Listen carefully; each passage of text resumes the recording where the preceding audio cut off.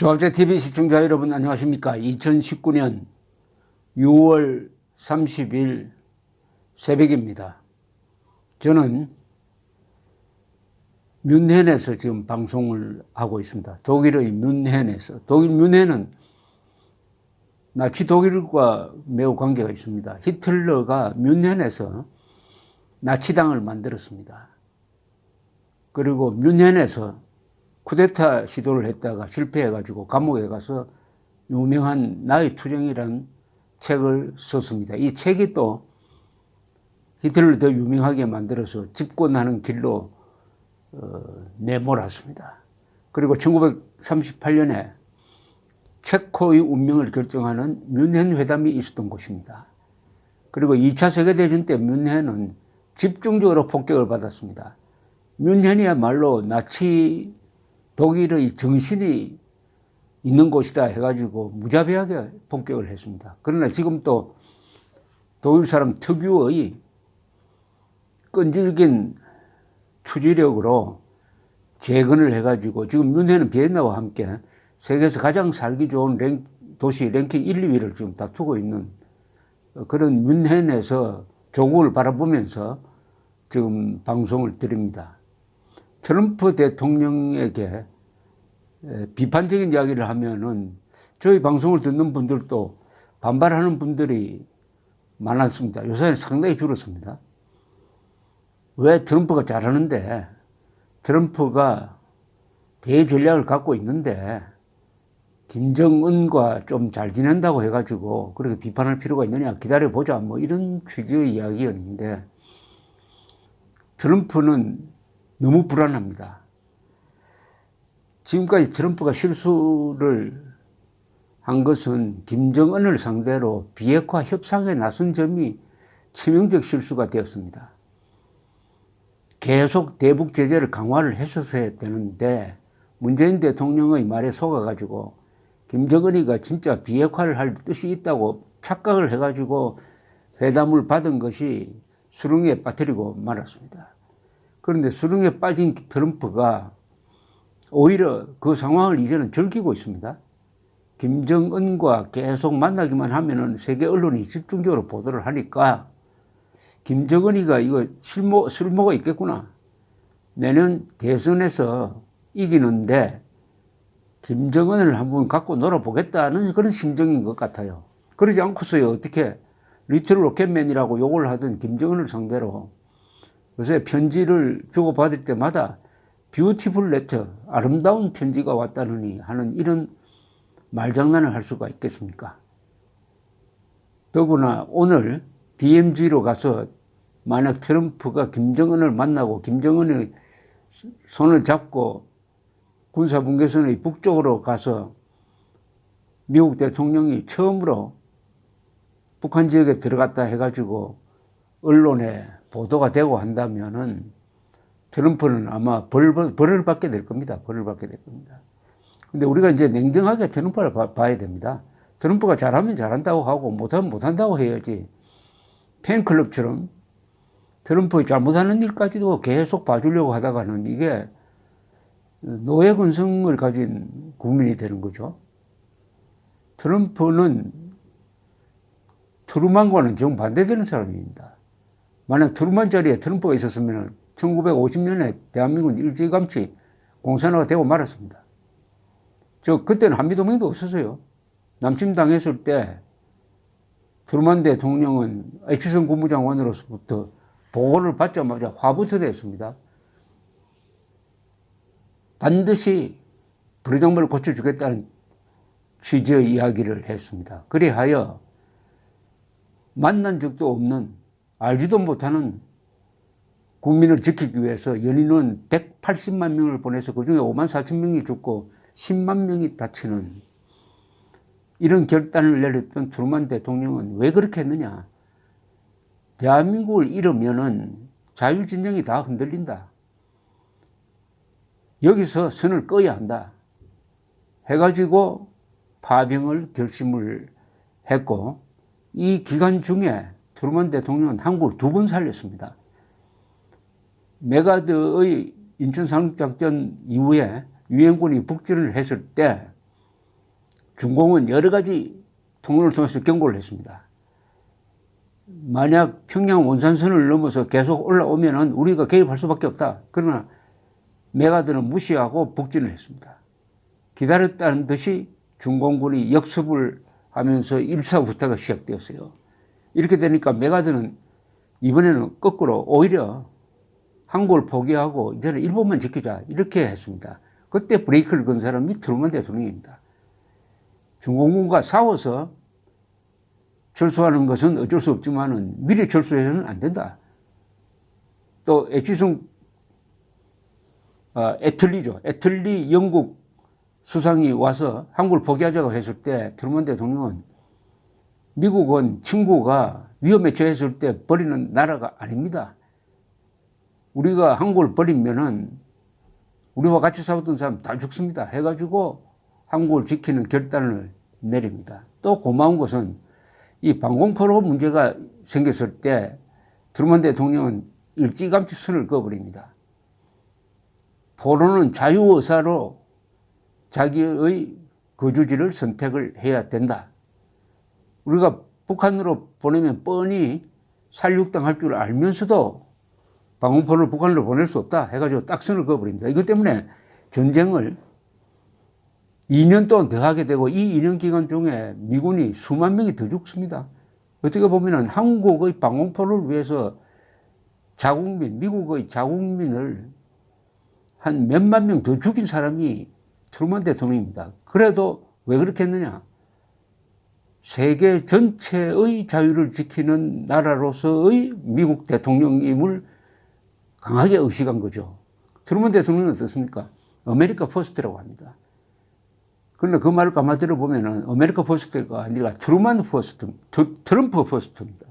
트럼프 자신의 개인 이익을 가장 앞세우는 사람입니다. 그러니까 입버릇처럼 주한미군 철수하고 싶어 한다든지 요새는 또 미일 동맹에까지 아주 비판적인 이야기를 하는데 그 근거가 되는 게 주로 돈 문제입니다. 돈 문제. 돈이 얼마 든다느니 뭐 한미 군사훈련에 왜 돈이 들어가야 되느냐 이런 식으로만 이야기를 합니다. 그러니까 마티스 전 국방장관은 책상을 치면서 트럼프에게 한미동맹이 얼마나 중요하느냐. 한미동맹은 미국의 본토를 지키기 위해서 전방부대가 한국에 있다고 생각을 해야 된다. 미국에서 북한에서 미사일을 쏘면은 알래스카에 있는 부대가 14분 뒤에 포착하지만은 주한미군은 7초 뒤에 바로 포착을 해서 대응할 수 있다. 이렇게 이야기를 하면서 한미동맹이야말로 미국 역사상 최고의 안보 투자였다라고 강조를 해도 앙앙불락인 사람, 결국 마티스를 결국 사실상 쫓아낸 사람인데, 물론 형식상 마티스가 시리아에 파병된 미군을 자기 반대에도 불구하고 일방적으로 뽑으니까 사표 던지고 나왔습니다만은, 이런 트럼프는 요새 하는 짓을 보면은 이 동맹국하고는 싸우고 독재자들하고는 친하게 지내요. 유달리 시진핑, 김정은, 살만 황태자, 사우디, 자기 마음에 안 든다고 기자를 유인해가지고 토막살인을 한 이자, 그리고 푸틴과 만나면 참 인간적으로 편한 것 같이 행동을 합니다. 그러면서 메르켈이라든지 마크롱 같은 유럽의 지도자, 인권을 소중하게 여기는 유럽 지도자들하고 만나면 사원박질만 하고, 이런 트럼프니까 김정은에게 이용당할 수가 있습니다. 트루만이나 레이건 같은 위대한 지도자는 절대로 공산 독재자에게 이용당하지 않습니다. 왜냐하면 이런 사람들은 공산 독재자를 경멸합니다. 인간도 아닌 존재로 보는 거죠. 이승만 대통령처럼 공산주의자는 콜레라와 같다. 인간은 콜레라와 같이 살 수 없다. 이렇게 딱 가치관으로 무장해서 덤벼들기 때문에 절대로 공산 독재자에게 이용당하지 않는데, 문재인이나 트럼프 같은 사람은 독재자와 협상을 하면은 입장이 약해져 버립니다. 그 이유는 이렇습니다. 임기가 있습니다. 문재인, 트럼프는 임기가 있는데 김정은은 임기가 없어요. 임기가 없으면 기다릴 수가 있습니다.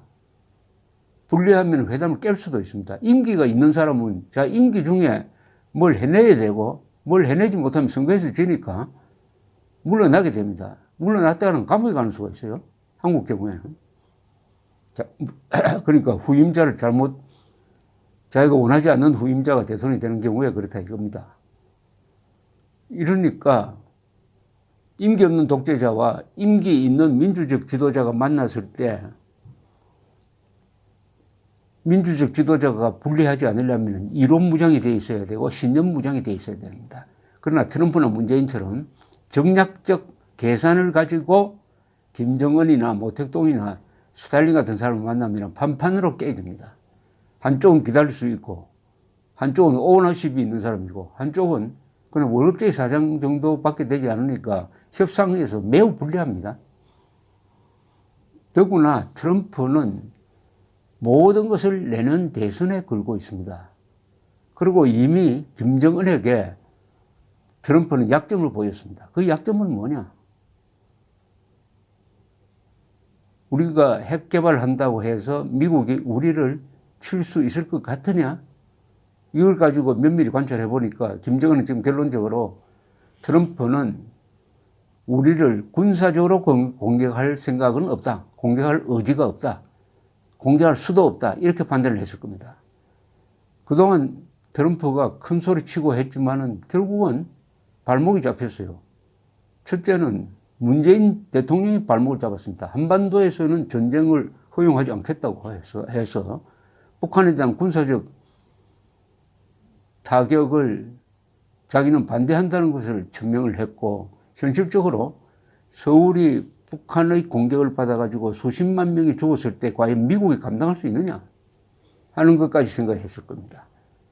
그 다음에 김정은이가 트럼프의 최근 행동을 보면서 이란에 대한 트럼프의 행동을 면밀히 관찰했을 겁니다. 동시에 베네수엘라에 대해서 트럼프가 마치 군대를 보내가지고 당장 마두로 정권을 무너뜨릴 것처럼 말만 그렇게 했는데 아무런 조치가 없어요. 군인을 보내기는커녕 마두로 정권은 아직도 무너지지 않고 버티고 있습니다. 그리고 이란이 최근에 미국의 드론을 격추시켰는데 거기에 대한 보복을 결정했다가 갑자기 바꿔버렸어요. 그 이유가 100여 명이 죽으니까 100여 명의 이란 사람들이 죽으니까 공격을 하지 않겠다 이렇게 했다는 겁니다. 그게 말이 됩니까? 아니 미군 비행기가 격추됐는데 비록 무인기라도 거의 1억 달러짜리인데 보복을 해야죠. 아니 보복을 하면 사람이 다치고 죽는 거는 그건 당연한 건데 그것도 못 참는다. 아마 김정은은 이렇게 할 겁니다. 나는 100만 명도 죽을 수가 있다. 나는 한국이나 미국이 공격하면 100만 명이 죽더라도 맞서겠다. 그러나 트럼프 당신은 5천 명 죽는 전쟁할 수 있느냐? 아니 5만 명 죽는 전쟁할 수 있느냐? 한국전에서는 5만 4천 명이 죽고 났으니까 결국은 휴전으로 갔고 월남전에서는 미군이 5만 명 이상 죽으니까 철수해버리고 말았습니다. 결국 적화되고 말았어요. 미국은 아시아에서 육상전을 하지 않으려고 합니다. 아시아의 이 군인들은 저 다른 나라 군인들과 달라가지고 이 유교적 이 서열의식이 강하고 복종심이 강하고 해가지고 끈질기게 싸우는 면에서 다른 나라 군대하고 다르다는 걸 미국도 압니다. 태평양 전쟁 때 일본 군한테 혼이 났고 6.25 때는 북한군, 중공군한테 혼이 났고 월남전에서도 결국 월맹군한테 지고 말았습니다. 이런 아시아에서 육상전을 하지 않는 그런 미국이라는 것을 알면은 김정은이가 트럼프를 약하게 볼 겁니다. 더구나 트럼프는 이해관계에 따라서 갈대처럼 휘둘리는 사람이다. 허영심이 강한 사람이다. 이것을 자극을 하면은 내가 요리할 수 있다 해가지고 하노이 회담에 나왔다가 그때는 실패를 했습니다. 왜냐 그 옆에 폼페오 볼턴이 붙어 있어가지고 트럼프가 양보하지 못하도록 견제를 했는데 그 뒤에도 계속 지금 김정은은 트럼프에게 타겟을 맞춰가지고 지금 심리전을 계속 펴고 있습니다. 트럼프가 이번에 오늘 DMZ에서 김정은을 만난다면은 거기서 비핵화에 대한 뭐 아름다운 이야기 정도 나오겠죠. 비핵화에 진전이 있다는 식으로 쇼를 하고 그건 거짓말이겠죠. 절대로 북한은 핵을 포기하지 않습니다. 북한이 핵을 포기하지 않는데도 핵을 포기한다고 하는 문재인이나 핵을 포기할 것이라고 하는 트럼프나 이게 다 거짓말입니다. 유권자를 속이려고 하는 겁니다. 사람은 별을 딸 수가 없어요. 그러나 별을 딸 수 있다고 사기를 치면서 별을 딸 수 있는 사다리를 만들자고 돈을 모으는 거하고 마찬가지 아닙니까? 그건 다른 생각이 있는 거죠. 그 돈을 챙기겠다는 거죠. 북한의 핵은 폐기시키는 단계를 이미 넘어섰습니다. 북한 폐기는 불가능합니다. 그렇다면은 북한 폐기를 위한 협상을 해가지고 뭐 노발성 받는다든지 이런 장난치지 말고 북한이 핵을 가지고 있다는 것을 전제로 해가지고 거기에 대한 다른 차원의 대응, 즉 핵 대 핵의 균형을 맞추는 한국도 핵 보유 상태로 가는 그런 방안으로 대응을 해야 되는데 계속 별을 딸 수 있다. 북한 핵을 폐기시킬 수 있다라는 환상을 만들어가지고 이걸 가지고 국민들을 속여가지고 여기에 큰 진전이 있는 것처럼 거짓말을 해가지고 문재인은 내년 총선에서 트럼프는 내년 대선에서 이기려고 어떻게 보면은 한국 사람들을 지금 희생시키는 이런 일을 하고 있는데 맨정신을 가진 지도자가 지금 우리 주변에 딱 두 사람이 있는 것 같습니다. 김정은이가 맨정신이 있어요. 그러면. 왜냐하면 국가 이익을, 자기의 이익을 철저하게 지킨다는 점에서 맨정신이 있습니다. 그 집단의 이익이죠. 그리고 아베 수상입니다. 아베 수상이 한국인으로서는 가장 고마운 지도자가 아베 수상이에요. 한국인이 원하는 바를 말하는데, 근데 이 한국인이 여론조사를 하면은 김정은보다 아베를 더 미워하고 일본을 적으로 봐야 된다는 사람이 반수 이상이 넘습니다. 이것 또한 한미동맹에 너무 의존하다 보니까 안보나 국방을 그냥 대수롭지 않는 것으로 여기고 생존의 문제로 인식하고 있지 않기 때문에 이런 피하 식별 기능이 마비되고 가지고 분별력이 망가지는 것입니다. 결국 김정은이가 트럼프의 약점을 잡았습니다. 트럼프의 가장 큰 약점은 내년 대선 때까지는 북한이 핵 실험이나 장거리 미사일 실험은 안 해줬으면 바라겠다. 안 해주기를 간절히 바란다 하는 것이 김정은에게 전해졌어요. 그럼 김정은은 그것을 약점으로 잡은 거죠. 그 다음에 김정은은 이 약점을 잡은 다음 트럼프를 압박할 수 있는 약점을 잡으면은 그 약점을 이용할 수가 있습니다. 약점이 없을 때는 이게 전략이 안 나오는데 김정은은 첫째, 트럼프는 군사적 행동을 할 수 없다. 두 번째, 내년 총선에 모든 것을 걸고 있다. 그리고 내가 핵실험이나 장거리 미사일 한번 쏘면은 선거에서 진다. 트럼프의 당락을 내가 쥐고 있다. 라고 김정은이 생각할 겁니다. 트럼프 또한 그것을 많이 의식을 하겠죠. 트루만과 트럼프를 비교를 하면은 자유민주의 신념으로 무장한 트루만과 오로지 개인의 이해관계, 치졸한 이기주의로 똘똘 뭉쳐진 트럼프. 같은 트럭까지는 같은데 마지막 한자가 틀려가지고 트루만과 트럼프가 너무나 다른 지도자가 된 걸 보니까 트루만이 살린 대한민국을 트럼프가 팔아넘기지 않을까 하는 걱정이 들면서 오늘 어떤 일이 벌어질지 한번 유심히 지켜보기로 하겠습니다. 감사합니다.